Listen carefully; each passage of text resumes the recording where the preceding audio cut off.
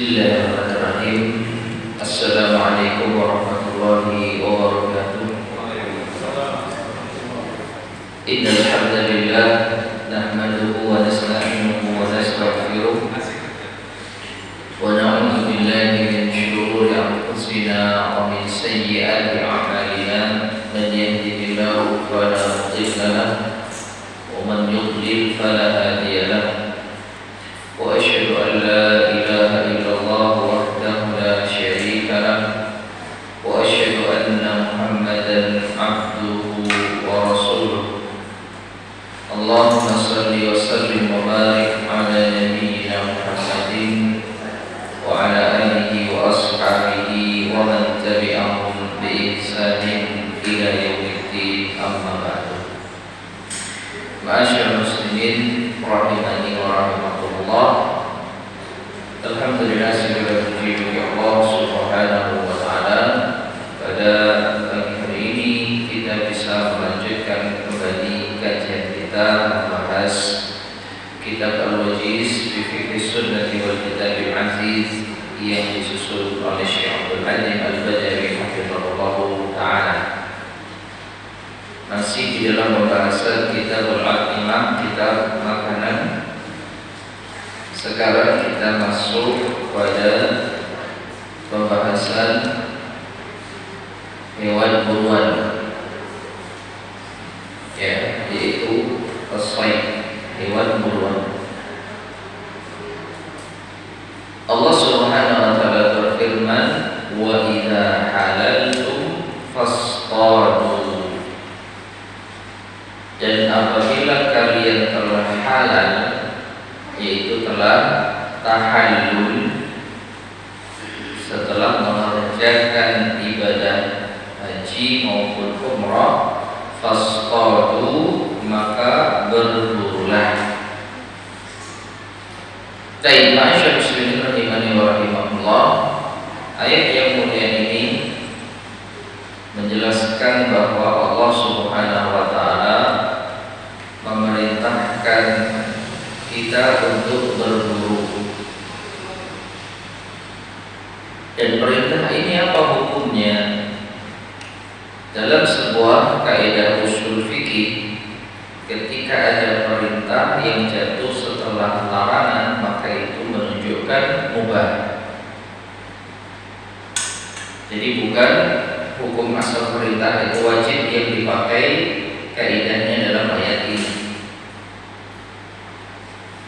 Jadi Allah perintahkan fasqadu, maka berburulah. Dan yang namanya perintah itu sebagaimana kita ketahui hukum asalnya wajib atau bisa jadi sunnah. Apakah demikian? Jawabannya tidak. Karena apa? Perintah ini disebutkan setelah, yaitu larangan. Larangan apa? Larangan dari berburu. Dari mana? Karena saat kita berihram, saat kita dalam rangkaian ibadah haji dan umrah, kita tidak boleh berburu, maka dilarang berburu. Namun setelah tahallul, berburulah kalian. Jadi setelah tahallul silahkan berburu. Nah, jadi perintah setelah larangan itu menurut ulama usul fikih disebutkan menunjukkan mubah. Jadi hukum berburu itu mubah, alias boleh. Tapi karena berburu itu termasuk hal yang diperbolehkan, maka ada hal-hal yang perlu diperhatikan di dalam berburu. Dan ini diantara kesempurnaan syariat Islam dalam perkara yang nampaknya sepele, tapi Islam telah mengaturnya, termasuk diantaranya berburu. Demikian pula Allah berfirman dalam surat Al-Maidah ayat yang keempat, "Yas'alunaka madza uhilla lahum qul uhilla lakum at-thayyibat 'allamtum minal jawarihi mukallibina tu'allimunahunna mimma 'allamakumullah fakulu mimma amsakna 'alaikum wazkuru ismallahi 'alaihi. Yang artinya mereka bertanya kepadamu wahai Muhammad, apa yang dihalalkan bagi mereka? Katakanlah, dihalalkan bagi kalian yang baik-baik dan apa yang kalian ajarkan dari yaitu hewan buruan atau buruan yang ditangkap oleh hewan buas yang telah kalian ajarkan, yang telah kalian latih untuk berburu dengan apa yang Allah ajarkan kalian pula. Maka makanlah dari apa yang telah diburu untuk kalian, apa yang telah ditangkap oleh hewan yang kalian latih itu untuk kalian, dan sebutlah nama Allah atasnya. Taibah muslimin rahimani wa rahimahullah. Ayat yang mulia ini menjelaskan bahwa para sahabat radhiyallahu ta'ala anhum bertanya kepada Rasulullah SAW, apa yang dihalalkan bagi mereka? Kita ini boleh apa? Maka Allah perintahkan Nabi kita Muhammad SAW untuk menjawab bahwa dibolehkan bagi kalian apapun makanan yang baik, apapun makanan yang baik, thayyibat. Dan juga dibolehkan bagi kalian apa yang telah kalian ajarkan, apa dibolehkan bagi kalian untuk memakan dari apa yang telah kalian ajarkan kepada hewan-hewan buruan untuk memburu mangsanya. Gampangnya, dibolehkan bagi kalian untuk memakan hewan buruan yang diburu oleh hewan yang kita latih, baik itu anjing, baik itu mungkin ada hewan buas lain yang bisa kita latih, misalnya harimau kita latih untuk berburu, maka boleh kita memakan hewan buruan, meskipun yang memburu itu anjing atau harimau kalau ada, ya.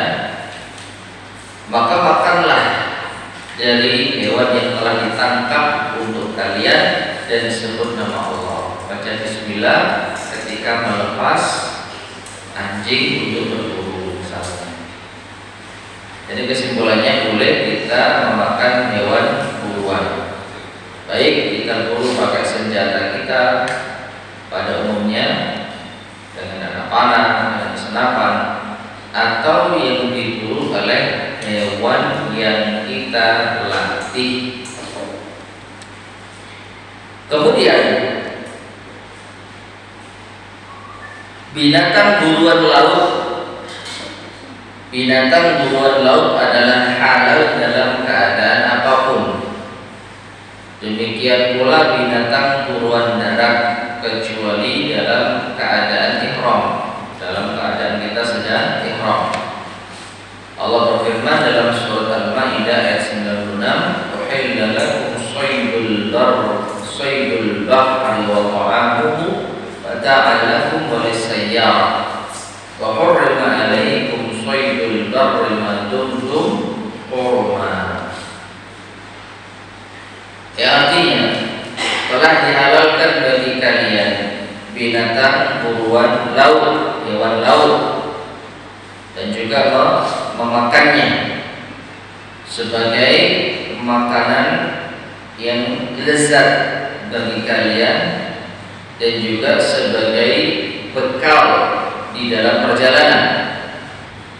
Dan diharamkan bagi kalian binatang darat, yaitu berburu binatang darat selama kalian dalam kondisi ihram. Dalam surat Al-Maidah ayat 96. Taibah muslimin rahimani wa rahimahullah, ini mengisyaratkan bahwa dalam kondisi berihram dalam kondisi berihram kita dilarang untuk berburu. Kita dilarang untuk berburu. Ya. Namun yang dilarang itu berburu dalam buruan darat. Berburu hewan darat. Tapi kalau berburu hewan air maka tidak ada larangan. Meskipun juga mungkin kita berpikir berburu hewan air saat berihram, gimana caranya? Ya, pakai ihram mancing di laut gitu. Ya.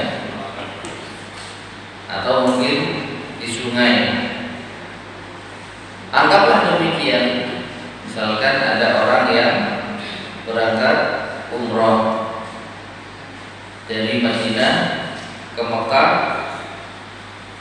jalan kaki, naik unta misalkan. Maka ketika dia sudah berniat ihram di Zulhulaifah atau Dir'ani, maka dia telah masuk dalam rangkaian umrah. Di tengah perjalanan nemu sungai, lalu mancing, boleh gak? Mancing ikan, boleh gak? Boleh.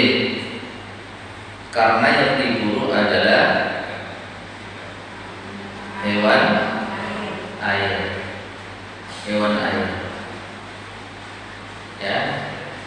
Kalau itu dianggap berburu, maka itu buruan yang halal. Makanya disebutkan binatang buruan laut halal dalam keadaan apapun. Maksudnya ketika kita berburu hewan air, binatang air, ya, dari ikan di sungai saat sedang berihram misalnya, boleh.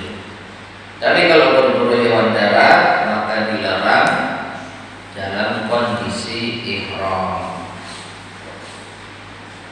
Kemudian orang yang buruannya halal untuk dimakan. Jadi kita halal untuk memakan hewan buruan yang diburu oleh siapa? Nah, itu pembahasannya. Kita tidak berburu, tapi kita makan hewan buruan. Boleh atau tidak tergantung siapa yang memburu.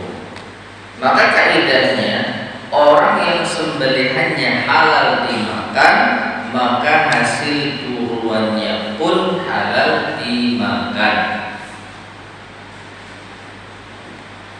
Nah, kembali kepada kaidah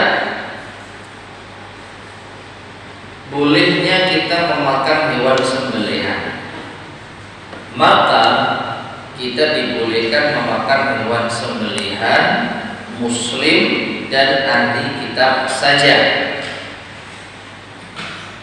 Maka kita dibolehkan memakan hewan sembelihan yang disembelih oleh seorang muslim dan ahli kitab, Yahudi dan Nasara. Demikian pula dalam masalah hewan buruan, kita dibolehkan memakan hewan buruan yang diburu oleh seorang muslim dan ahli kitab. Adapun selain mereka maka dilarang, tidak boleh. Ya, tidak boleh. Ada orang kafir selain ahli kitab berburu lalu kita diberi makanan dari hasil buruannya, maka akhirnya sesuai kaidah ini tidak boleh. Jadi halalnya hewan buruan itu persis dengan hewan sembelihan. Ya, buruan siapa yang boleh kita makan sama dengan sembelihan siapa yang boleh kita makan. Berikutnya alat untuk berburu. Kita dibolehkan untuk berburu dengan menggunakan alat apa? Berburu dapat dilakukan dengan senjata yang dapat melukai seperti pedang, pisau, atau panah. Dan bisa juga dilakukan dengan binatang pemburu. Jadi alat berburu itu bisa senjata, bisa makhluk hidup. Ya. senjata ini yang umumnya dilakukan. Kalau hidup seperti yang Allah firmankan dalam surat Al-Maidah ayat 4 tadi,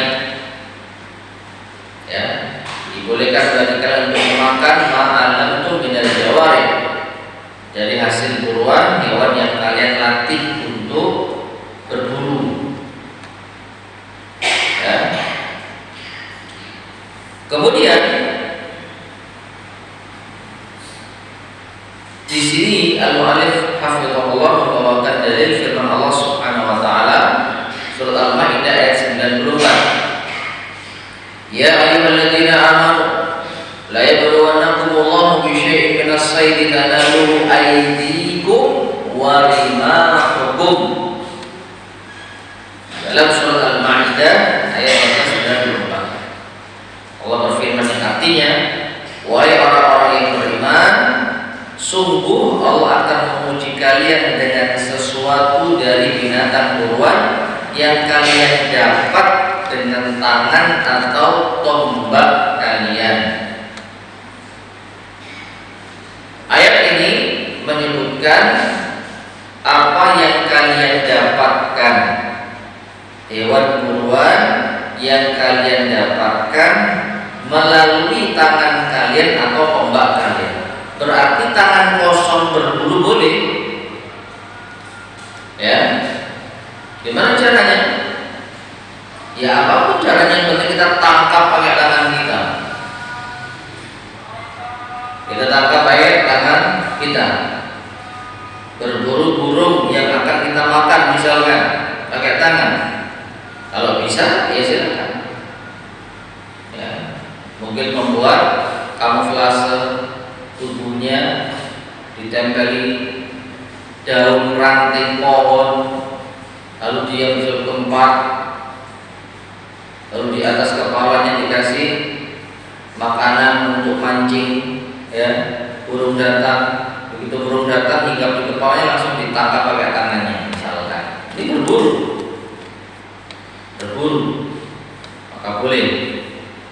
Atau warimah hukum, yaitu melalui tombak kalian, dan tombak ini contoh dari senjata. Tidak harus tombak, tapi boleh dengan senjata lain yang tradisional maupun yang modern. Yang tradisional, tombak, pedang, pisau, ya, anak panah.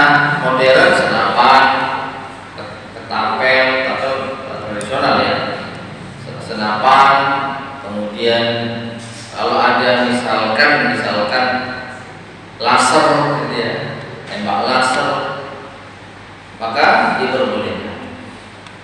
Ya. Demikian pula diperbolehkan berburu dengan hewan yang dilatih.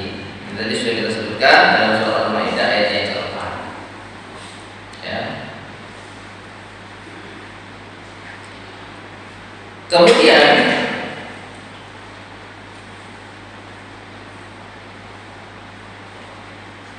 disebutkan di sini, disyaratkan merobek jasad binatang buruan dan menembuskan senjata kepadanya pada saat berburu dengan senjata. Ma'asyiral muslimin rahimani wa rahimakumullah,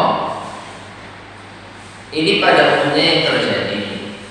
Yang namanya berburu dengan senjata itu menyerang hewan buruan hingga tembus, itu pada umumnya. Meskipun terkadang tidak tembus badannya, tapi yang penting serangannya itu mematikan, ya, memanah kelinci misalnya, maka pada umumnya tembus. Atau pakai tombak, ya, menombak kijang yang boleh untuk diburu, maka umumnya apa? Tembus badannya. Ya, ini untuk memastikan bahwa hewan buruan itu telah mati. Sedangkan berburu dengan binatang, disyaratkan binatang pemburu tersebut yang terlatih dan binatang tersebut tidak memakan binatang buruannya jika ia mendapatkannya, serta tidak ada binatang lain yang ikut memburu binatang tersebut. Perhatikan di antara aturan yang perlu untuk kita perhatikan. Meskipun ini tidak kita alami di keseharian kita, karena kita bukan pemburu. Ada yang pemburu,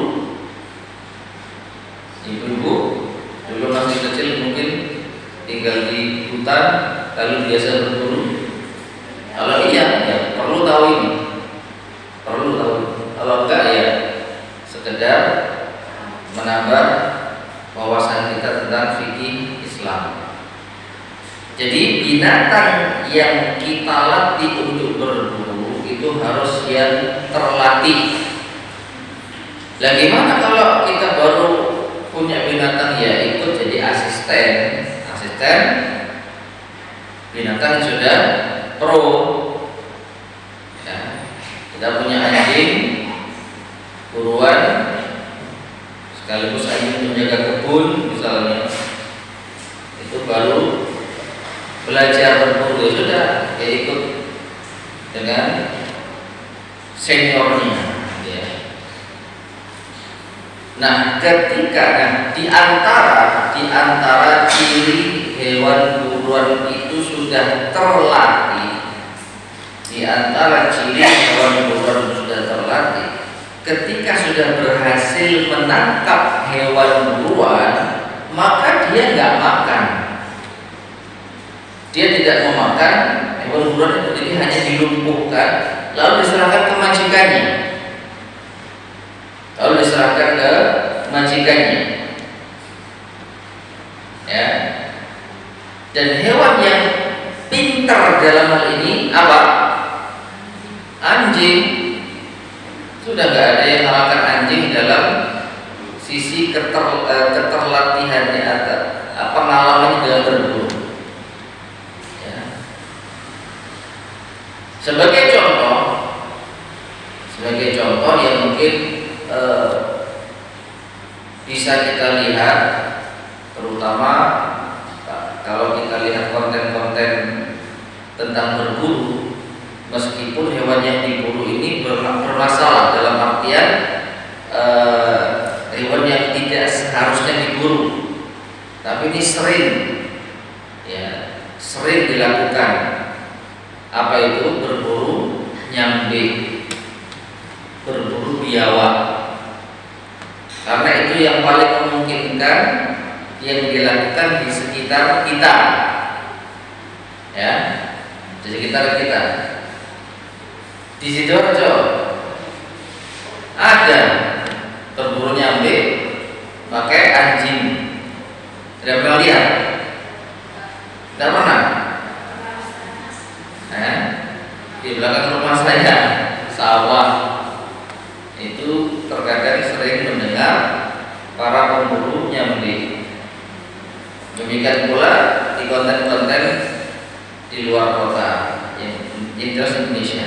Nah jadi anjing itu terlatih ketika dia dilepas oleh tuannya untuk mendeteksi di mana nyambe itu ada. Ini kita tidak membenarkan ya berburu nyambe-nya. Dilihat dari Allah alam ya, fungsi nyambe itu konon di suatu tempat itu untuk mengontrol rantai makanan. Kalau nyambe dibasmi, maka ular, tikus itu akan merajalela. Jadi antara kontrol rantai makanan yang cukup bermanfaat meskipun terlihat menyeramkan itu kalau ada nyambe di suatu. Nyambe apa nyambe? Biawak. Ya. Nah, yang kita ambil pelajaran di sini apa? Terlatihnya anjing. Jadi anjing dilepas, dia nyari di semak-semak, begitu ada nyambe dia langsung apa? Teriak. Maksudnya menggonggong. Nah, lalu datang tuannya, lalu memerintahkan, ayo, gitu ya, dengan bahasanya, dipanggil namanya, lalu dilumpuhkan. Dilumpuhkan dengan cara apa? Lehernya itu diterkam pakai taringnya, tapi nggak dimakan, nggak dirobek, nggak dikoyak, nggak dibunuh, cuma diterkam untuk menahan nyambi ini menyerang. Begitu nyambinya sudah apa? Lumpuh karena lehernya itu ditahan sama taringnya anjing, baru tuannya datang megang tubuhnya, baru diikat. Kurang lebih itu contoh terlatihnya apa? Anjing. Terlatihnya anjing. Ya. Nah, maka kalau anjing itu sampai ikut memakan, ini juga saya tidak tahu apakah memang anjing ini doyan daging nyambi atau tidak. Yang penting itu contoh bahwa anjing ini sudah terlatih kalau dia menerkam mangsanya itu hanya sekedar untuk melumpuhkannya, Begitu mangsanya lumpuh, dalam artian sudah tidak bisa gerak, maka gantian si pemburu tuannya inilah yang akan mengikatnya, menangkapnya. Sehingga kalau sampai anjing yang dilatih ini ikut memangsa, ikut memakan, maka hewan buruan itu nggak boleh kita makan. Jadi syarat kita boleh memakan hewan buruan yang kita buru dengan anjing yang kita latih, anjing itu nggak boleh ikut apa? Memakannya.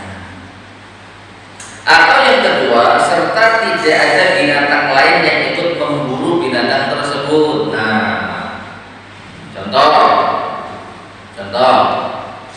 kita bawa anjing untuk berburu di suatu hutan. Nah, targetnya anggaplah rusa atau kancil atau kelinci atau yang semisal. Nah, saat hewan buruan kita itu, saat hewan yang kita latih, anjing buruan kita ini mengejar, ternyata ada serigala yang juga ikut kejar, serigala liar. Maka kalau sampai hewan yang diburu itu sudah lumpuh oleh dua binatang ini, yang pertama anjing kita, yang kedua serigala liar. Jadi dua hewan ini lari kejar mangsa. Begitu mangsanya kena, kita datang-datang sudah lihat ada dua hewan yang memburu mangsa ini, maka kita nggak boleh untuk memakannya. Kenapa? Karena hewan ini diburu oleh hewan lainnya, bukan dengan apa? Bukan satu-satunya dengan anjing yang kita latih. Dan ini kaitannya dengan permasalahan setelahnya, apa itu menyebut nama Allah saat hendak memanah atau melepas binatang pemburu. Ini juga merupakan syarat halalnya hewan buruan. Taibah muslim rahimani wa rahimahullah. Jadi baca bismillah saat kita melepas anjing yang kita latih untuk berburu itu mirip-mirip statusnya dengan baca bismillah saat menyembelih. Nah, ini makanya kita bisa paham kenapa tatkala kita berburu hewan itu nggak boleh ada hewan lain yang memburunya, karena kita nggak tahu hewan lain ini apakah ada majikannya. Karena nggak mungkin hewan liar, anggap serigala tadi, itu baca bismillah ketika berburu. Ya. Jadi anjing kita aman karena kita melepas dengan baca bismillah. Tapi hewan lain yang ikut mengejar mangsa ini kan nggak mungkin baca bismillah. Dan yang kedua, kalaupun dia ini punya majikan, ternyata dia juga dilepas oleh tuannya. Nah, kita lihat dulu tuannya ini siapa. Kalau tuannya muslim, maka nggak masalah, karena sama-sama hewan buruan, hewan anjing yang dilatih untuk berburu itu dilepas dengan baca bismillah. Nah, ini nggak masalah. Ya, kita melepas anjing kita baca bismillah, orang lain melepas anjingnya baca bismillah, ketemulah dalam satu tujuan, ketemulah dalam target satu hewan buruan. Kita sampai di lokasi, loh, kok ada anjing lain yang ikut berburu? Gak lama tuannya datang, loh, berburu juga. Iya, kamu muslim ya, sudah aman. Atau setidaknya ahli kita, karena hewan buruannya halal. Tapi kalau ternyata kita nggak tahu ini anjing siapa yang ikut berburu, jangan-jangan anjing dia. Kalau anjing dia, nggak boleh. Ya. Nah, ini asumsi rahimahullah beberapa aturan dalam fikih Islam terkait dengan buruan atau berburu.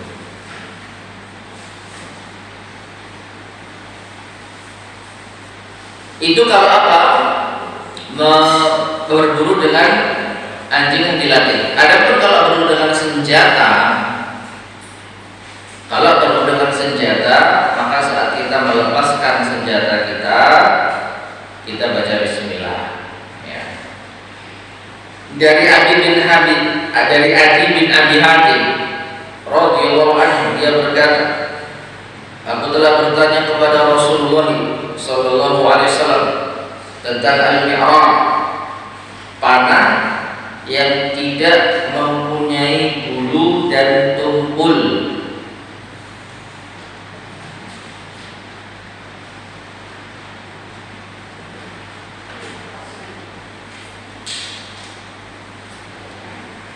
Jadi ada banyak penjelasan tentang al-mi'rab ini ya.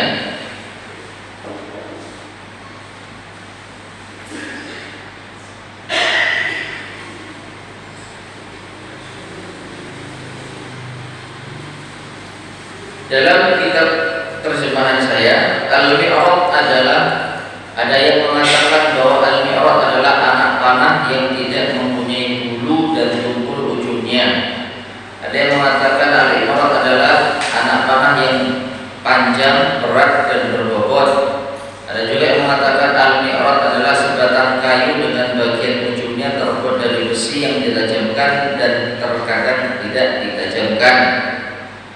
Ibnu Atin berkata al-mi'rab adalah tongkat yang tajam ujungnya dipakai oleh pemburu untuk melempar buruannya, tombak berarti. Jika yang mengenai hewan itu adalah bagian yang tajam, maka hewan itu dapat dimakan karena pasti luka, ya, bahkan bisa tembus. Dan jika yang mengenai hewan itu bukan bagian yang tajam, maka hewan itu adalah al-waqid. Al-waqid adalah hewan yang terbunuh karena terbentur tongkat atau kayu atau benda tumpul yang tidak tajam. Dan al-mawqudah, ya, al-mawqudah itu hewan yang dipukul dengan kayu sampai mati, jadi haram. Nah, kita kembali kepada Aisyah Islam. Beliau ditanya tentang al-mi'rab, maka beliau menjawab, "Idza asabta bi haddihi faqul." Nah, ya, kalau kamu mengenai hewan itu dengan bagian yang tajam, maka makanlah.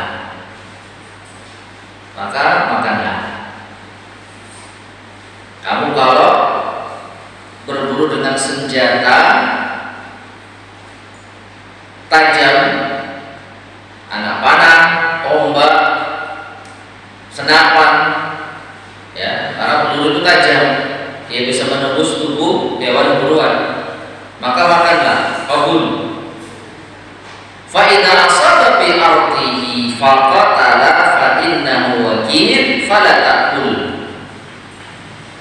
Tapi kalau yang mengenai sasaran itu adalah ardihi, bagian yang lebarnya, maksudnya adalah batang panahnya, batang anak panah, atau kalau tombak itu sisi tumpulnya, dan sisi tumpul dari tombak itu di bagian apa?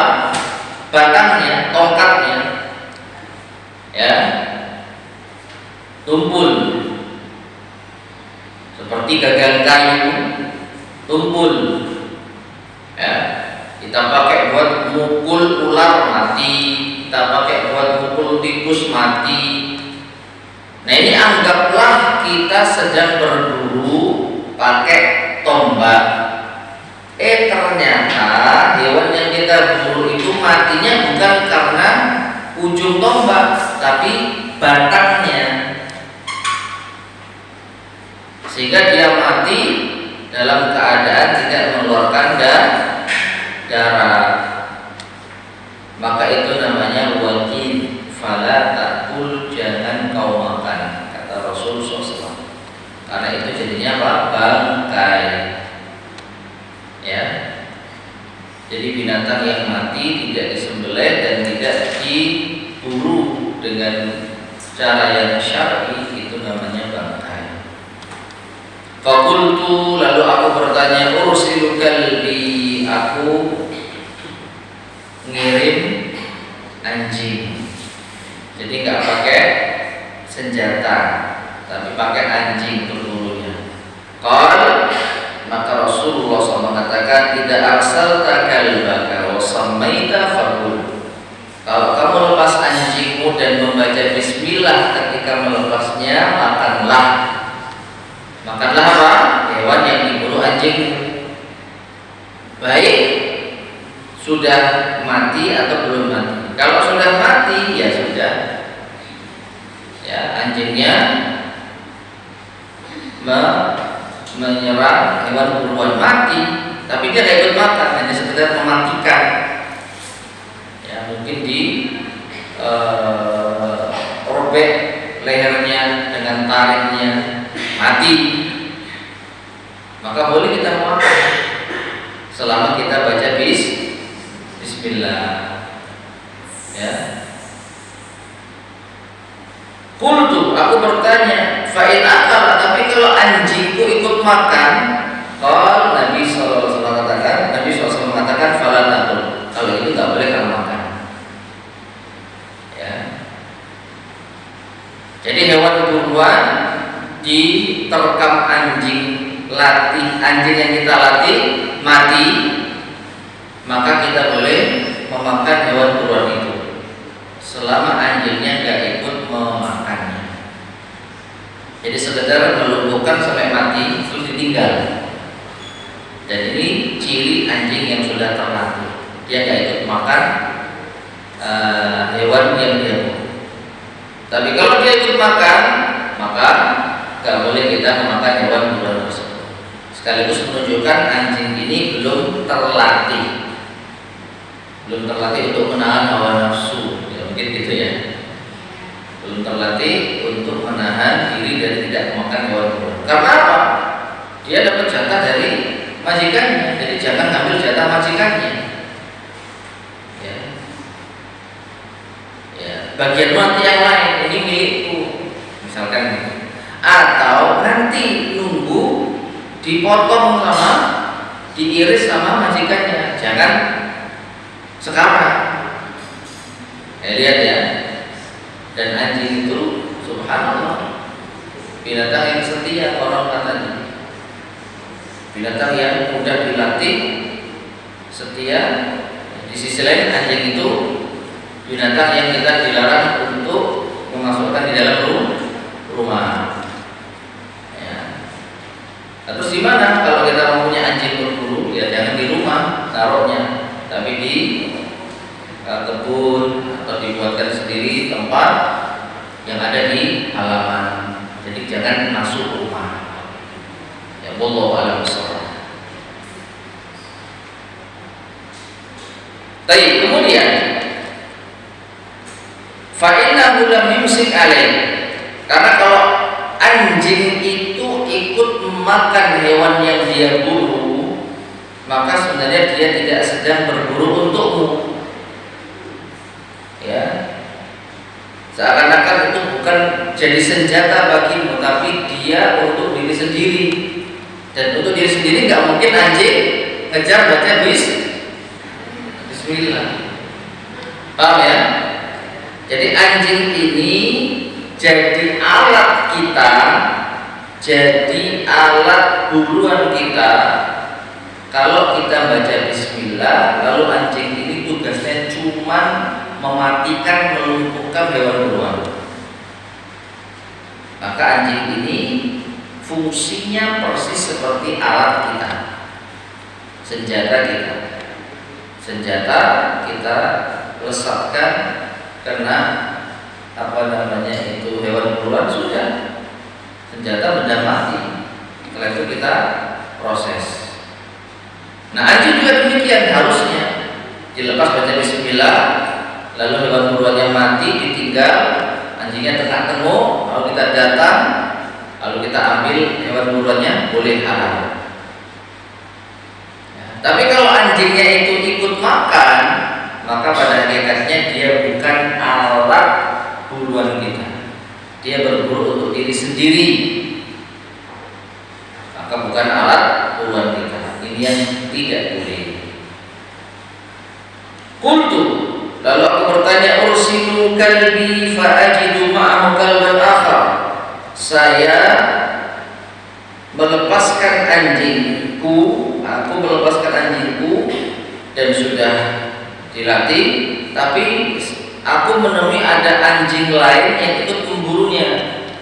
Kata Nabi SAW, wala takul, jangan kau makan.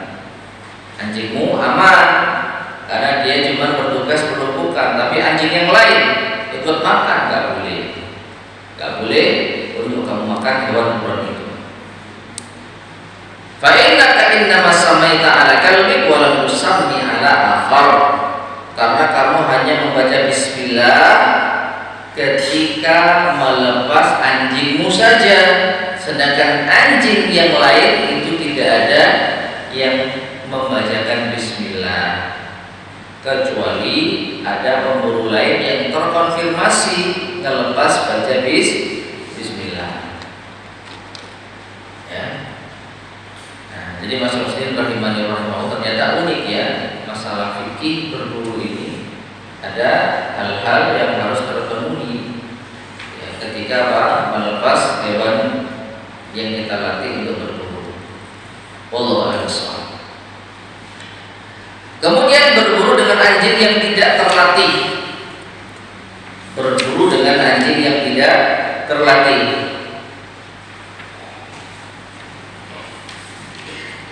Hewan yang ditangkap oleh anjing yang tidak terlatih tidak halal untuk dimakan, kecuali hewan itu masih hidup dan disembelih. Masyaallah muslimin rahimani wa rahimakumullah. Kalau hewan yang diburu itu masih hidup, maka semua yang tadi kita sebutkan itu nggak berlaku. Contoh, kita berburu pakai senjata, tombak atau semisalnya. Ternyata senjata kita itu mengenai hewan buruan pada sisi bagian yang tumpul. Ngelempar tombak, kena kepalanya hewan yang kita buru, tapi sisi tumpul dari tombak kita. Akhirnya hewan buruan itu akan jatuh, tapi nggak mati dia. Saat kita temukan dia masih hidup, cuman dia sudah lemah untuk bangkit. Bolehkah kita makan? Boleh dengan syarat langsung kita sembelih. Ya. Kalau hewan ini mati saat kita temukan dekat dengan senjata kita, maka nggak boleh. Kalau dia mati dengan senjata kita pada bagian yang tumpul. Tapi kalau dia mati karena tertancap senjata kita, boleh. Meskipun gak disembelih. Iya. Jadi termasuk di antara perkara yang harus kita terima meskipun kok kayaknya bertentangan gitu ya. Masyaallah muslimin rahimani wa rahimakumullah. Di awal kajian sudah kita sampaikan, dibolehkan bagi kalian memakan hewan buruan. Perhatikan, bedakan hewan buruan dan hewan sembelihan. Kalau sembelihan sudah kita tutup mata, jelas disembelih dengan cara syar'i. Tapi ini babnya bab berburu. Jangan dicampur dengan sembelihan. Jangan dipahami berburu boleh, pokoknya hewan disembelih. Nah, ini beda pembahasan. Yang namanya berburu, kita itu berburu tidak dengan cara disembelih. Dan hewan yang kita buru dalam keadaan mati. Kalau hidup, maka bukan hewan buruan, tapi hewan sembelihan. Setelahnya kita sembelih. Paham ya? Nah, jadi berburu hewan yang kita kemudian setelah kita serang, kita arahkan senjata kita, mati. Kenapanya? Karena perutnya tembus, mengeluarkan darah. Ya sudah.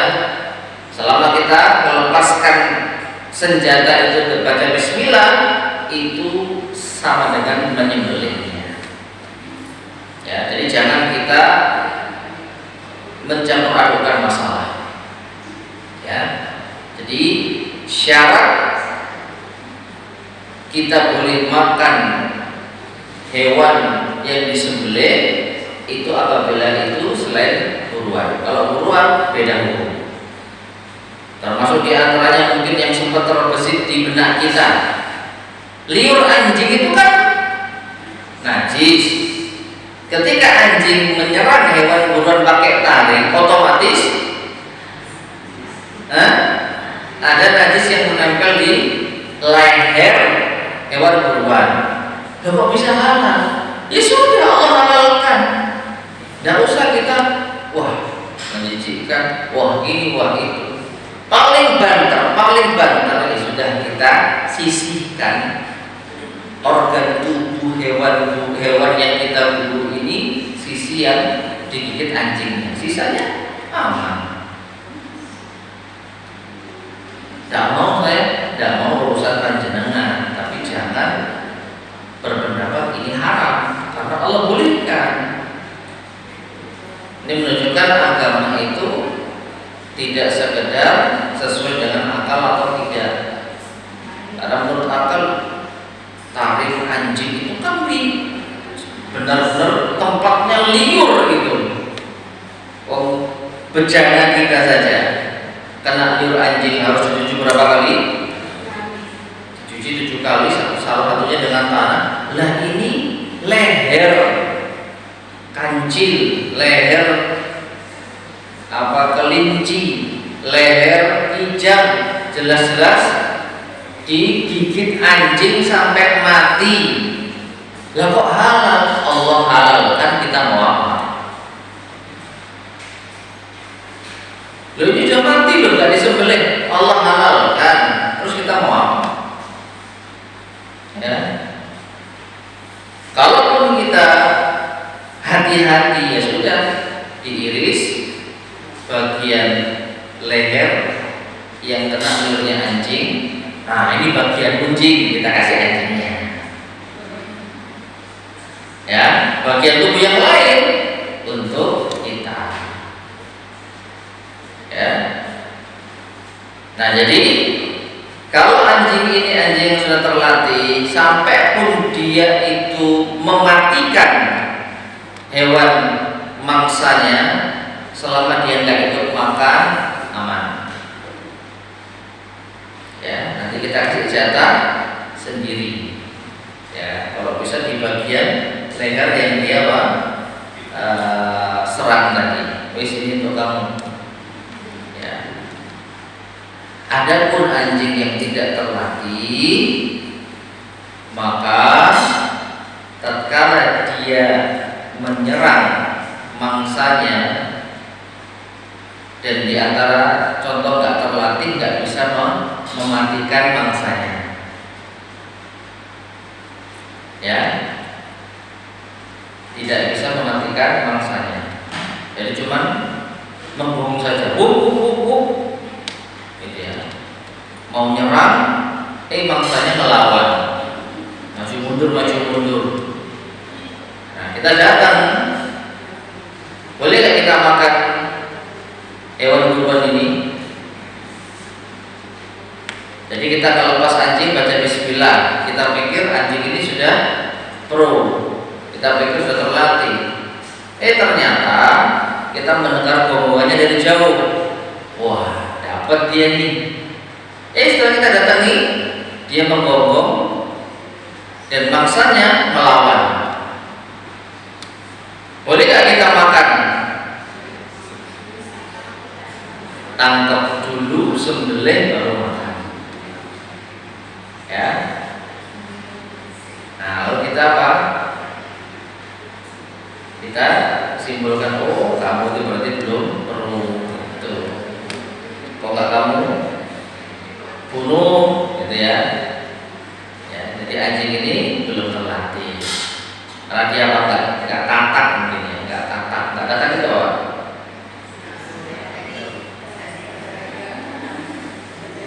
Nggak tatak itu apa? Nggak berani ya? Nah, jadi anjing ini nggak kendel, nggak berani. Ya, jadi mangsanya melawan, anjingnya takut. Kalau anjing itu berani, dia tahu titik terlemah, dia tahu kapan nyerang, dia tahu kapan mundur, dan nggak lama hewan buruannya itu sudah mati. Itu kalau anjingnya terlatih. Ya, jadi syarat kita boleh memakan hewan buruan yang diburu oleh anjing yang tidak terlatih saat kita temukan hewan buruannya masih hidup, baru kita sembelih. Dari Abi Tha'labah Al-Khushani, ia berkata, aku pernah bertanya, wahai Nabiullah, kami pernah berada di sebuah negeri ahli kitab, orang-orang ahli kitab. Apakah kami boleh makan dengan bejana-bejana mereka? Nah, ini pertanyaan yang mungkin sering terlintas di benak kita. Boleh nggak kita itu makan di rumah non muslim pakai piring dan gelas mereka? Kami juga pernah berada di daerah berburu. Aku berburu dengan panah dan anjingku yang tidak terlatih serta anjing terlatih. Manakah yang baik bagiku? Rasulullah SAW berjawab, amma ma dzakarta min ahli kitab fa in wajadtum ghairaha fala ta'kulu fiha wa in lam tajidu farsiluha wa kulu fiha. Ini jawabannya Ibu ya. Adapun yang kau ceritakan tentang ahli kitab, apabila engkau mendapatkan bejana selain bejana mereka, maka jangan kau makan dengan bejana mereka. Ya. Artinya, kalau kita makan di rumah non muslim dan non muslimnya ini ahli kitab, kalau ada wadah lain, pakai wadah lain. Dan perhatikan, wadah lain itu bisa jadi kita bawa wadah sendiri, bawa tupperware sendiri, atau wadah dari dia beli di tempat lain. Nah, jadi bukan wadah perabotannya sendiri. Misalkan dia beli nasi bungkus di warung, lalu kita diundang di rumahnya, Boleh nggak kita makan nasi bungkusnya? Boleh. Kalau masak di rumah? Hah? Kalau masak di rumahnya? Masak di rumahnya pakai piringnya. Wajannya ada semua itu Ustaz, kita punya makan. Wajannya. Iya. Tetangga biasanya itu Ustaz. Secara asal sebenarnya sih nggak apa-apa ya. Wallahu a'lam bishawab. Selama kita tidak mengetahui dia sembrono di dalam masalah ini. Apalagi kalau punya anjing, ya yang agak ngeri itu kalau punya anjing. Iya. Jadi sudah hilang selera ini. Ya.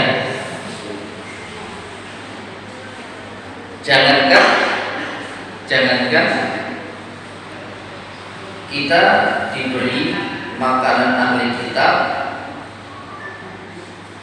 melalui bejana mereka, dikirimi masakan, dikirim pakai piring mereka melihara anjing. Sudah apa? Jangankan seperti itu. Kita dikasih makanan yang itu mungkin beli di mana, tapi dia baru aja pegang anjingnya. Ya, dan kita tahu ini aja sudah apa?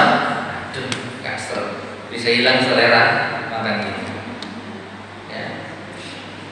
Nah, jadi di sini Nabi SAW hanya menyebutkan kalau ada yang lain,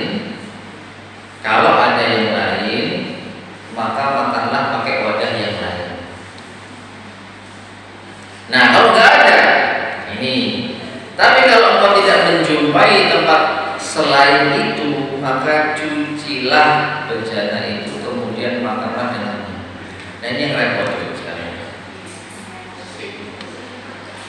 Ini yang repot.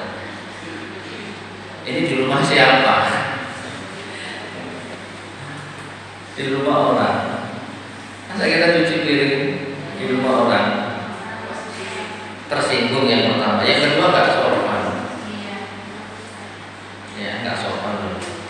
Kamu kok masuk ke rumahku ke bagian dapur, gitu ya, nyelonong. Yang kedua, kamu nggak percaya kalau kita sudah menjaga kebersihan. Nah, gitu ya. Gimana?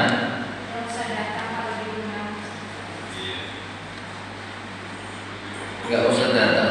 Boleh. Karena undangan non muslim itu tidak ada kewajiban hadir. Undangan sesama muslim wajib hadir kalau itu walimah, kecuali kalau ada hal-hal yang melanggar syariat. Selain walimah boleh hadir, boleh tidak. Dianjurkan hadir. Ya, dianjurkan hadir. Coba kita cek tentang hikmah hadis ini ya.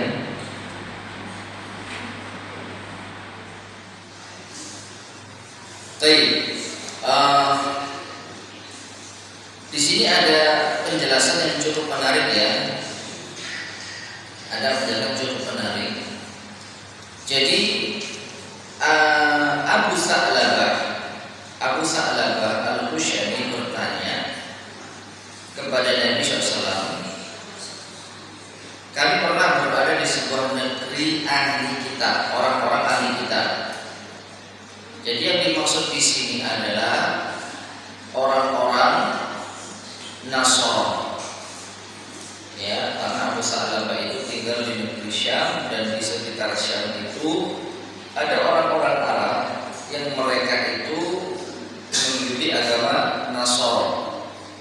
Nah, kemudian yang dimaksud dengan memakan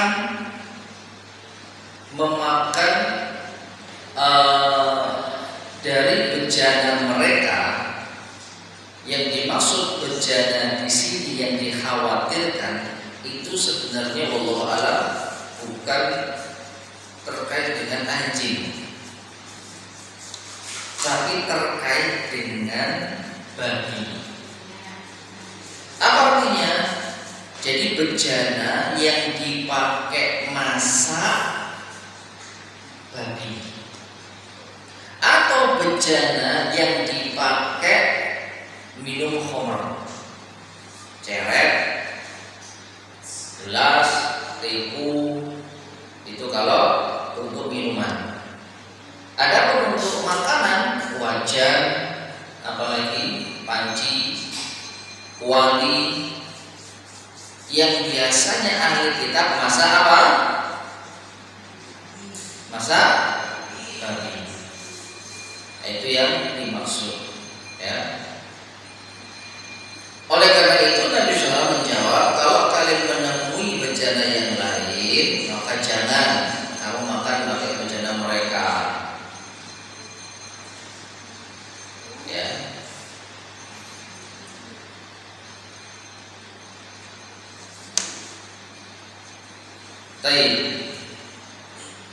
Tapi kalau kamu tidak jumpai, maka kamu boleh makan, tapi harus dicuci dulu.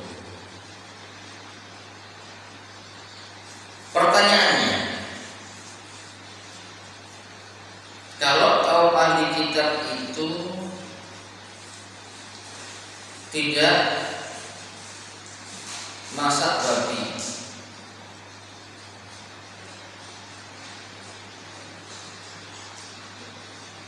atau Allah alam, kalau kita lihat hadisnya ini,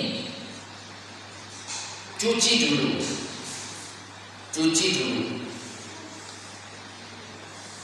Ini yang menjadi poin penting yang saya pahami. Kalau ternyata kita diberi hidangan makanan ahli kitab dari bejana yang sudah dicuci, harusnya sih tidak apa-apa, ya. Loh, yang cuci mereka, Allahu a'lam, selama bejana itu bersih dan sudah dicuci, maka secara asal suci. Jadi ingat, kaitan hadis ini terkait dengan bejana bekas masakan babi. Ya. Dari sini, kalau wajan habis masak babi, kalau kita diberi hidangan yang dimasak dari wajan yang sama, boleh nggak kita makan? Jelas kan? Indikasinya gimana? Indikasinya kita diundang makan, dia masak babi dan masak selain babi. Untuk saya tak makan babi, kamu yang ayam saja, kan? Dapurnya sama, minyaknya sama, ya, sotilnya sama, ya. Dan pada umumnya ya nggak pakai dicuci dulu, langsung aja. Maka mau ditaruh di kertas minyak, mau kita bawa tupperware sendiri, mau pakai styrofoam, mau pakai apalagi itu timbul, tidak boleh. Meskipun yang kita makan daging ayam, ayamnya beli di pasar, iya, tapi kamu masaknya di tempat yang sama dengan menu babimu, nggak boleh. Kalau ART kerja di rumah, yang punya majikannya ini memasak babi gimana? Apa ART-nya halal memegang babi yang bersama? Iya, ini berat ini. Kalau ART ini nggak ada tempat kerja lain dan dia mungkin terpaksa dan seterusnya, wallahu a'lam, maka dia jangan makan dari rumah itu memegang gimana lagi? Artinya dia memegang dan memasakkan untuk non muslim. Nah, sekarang kalau dia nggak mau, dia pecat lah. Ya. Atau kalau majikannya ini masih agak baik, wis kalau yang babi nggak usah kamu canda. Ya, kamu goreng tempe aja, kamu goreng tahu aja, tapi minyaknya sama, sudilnya sama. Ya sudah, masakan untuk mereka, tapi kamu jangan makan. Yang paling aman cuman nasi, ya, karena dimasak pakai rice cooker dan insya Allah nggak ada unsur babinya. Jadi beli lauk di luar. Ya. Goreng sendiri. Kalau punya dapur sendiri dikasih sama majikan, terus ini pokoknya kompormu, wajanmu, pancimu kamu pisahkan dengan kompor keluarga kami. Setelah kamu masak minyakmu sendiri, ya nggak ada masalah. Jadi untuk perbabian itu hanya di area majikannya. Untuk ART ini sudah disiapkan, tidak ada masalah. Baik, kita kembali. Jadi diperintahkan untuk mencuci bejana itu karena dikhawatirkan bejana itu habis dipakai masa apa? Ya, habis dipakai masa babi. Nah, ada pun binatang yang engkau buru dengan panahmu dan engkau menyebut nama Allah, maka makanlah. Dan binatang yang engkau buru dengan anjingmu yang terlatih dan menyebut nama Allah, maka makanlah. Sedangkan binatang yang engkau buru dengan anjingmu yang tidak terlatih, kemudian engkau dapat menyembelihnya, maka makanlah. Ini kembali kepada buruan tadi. Jadi kalau anjing kita itu ternyata nggak terlatih sehingga hewan buruan itu nggak sampai mati, maka setelah kita masih sempat menyembelih, kita sembelih lalu kita makan dulu. Berikutnya hewan buruan yang jatuh ke air. Kalau hewan buruan itu jatuh ke dalam air, maka hewan itu haram dimakan. Berdasarkan sabda Rasulullah SAW, "Idza ramaita sahmaka fadhkur ismallah, fa in wajadtahu faqad qutila faqul illa an tajidu qad waqa'a fi ma fa innaka la tadril ma qatala aw sahbu." Kalau kamu melepaskan anak panah dan menyebut nama Allah, lalu engkau dapati binatang buruan itu mati, maka makanlah. Ini diperhatikan, ya. Ini ketetapan dari Rasul SAW. Kita membidik hewan buruan mati karena peluru kita, mati karena anak panah kita, meskipun nggak kena leher, halal. Mau apa kita? Lu nggak disembelih, beda bab sembelihan buruan. Udah, kita jangan pakai akal logika, ya. Nabi bolehkan makan, ya makan, ya.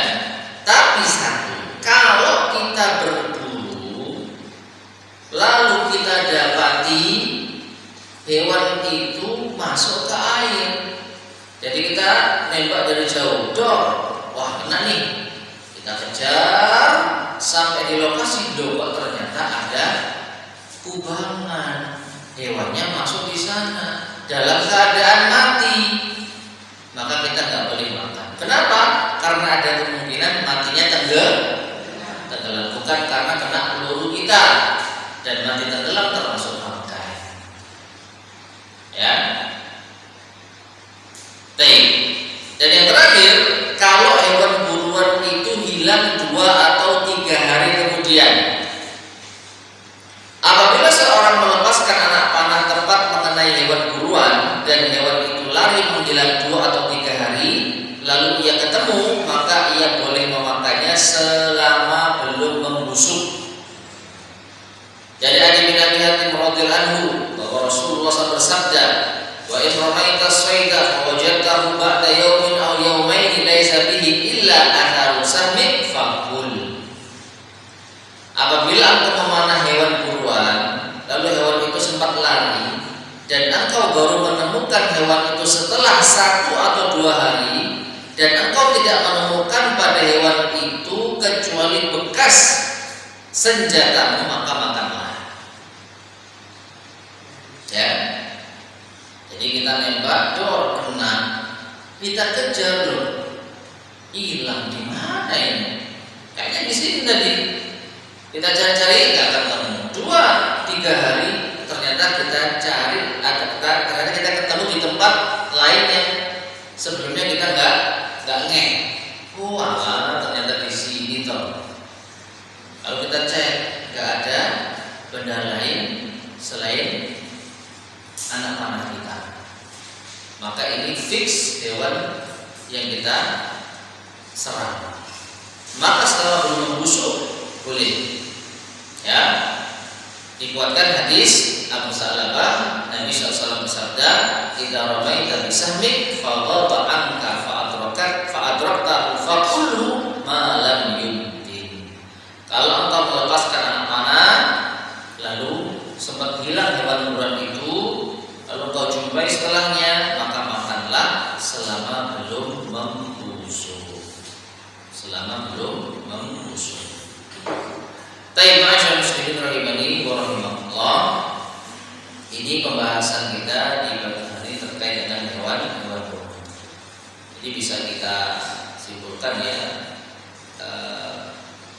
di antara keindahan agama Islam ya, masalah-masalah seperti ini itu tidak luput. Jadi kita kan beda-beda. Enggak semua orang di dunia ini punya aktivitas dagang, kerja, ngajar, dan sebagainya. Ada aktivitasnya yang berburu, dan mereka butuh ini, ya, hobinya dan cara dia menjalankan dengan berburu, maka dia butuh seperti ini. Maka Islam adalah rahmatan lil alamin. Semua orang yang memiliki kegiatan aktivitas apapun itu, insya Allah ada penjelasannya di dalam Islam. Wallahu ta'ala alam. Taib ma'asyar muslimin rahimani wa rahimakumullah. Mungkin ini yang bisa kita sampaikan pada kesempatan di hari ini. Mudah-mudahan bermanfaat. Kalau saya mohon maaf. Sebelum kita akhiri, barangkali ada yang ditanyakan, tafadhol silakan. Ya, silakan.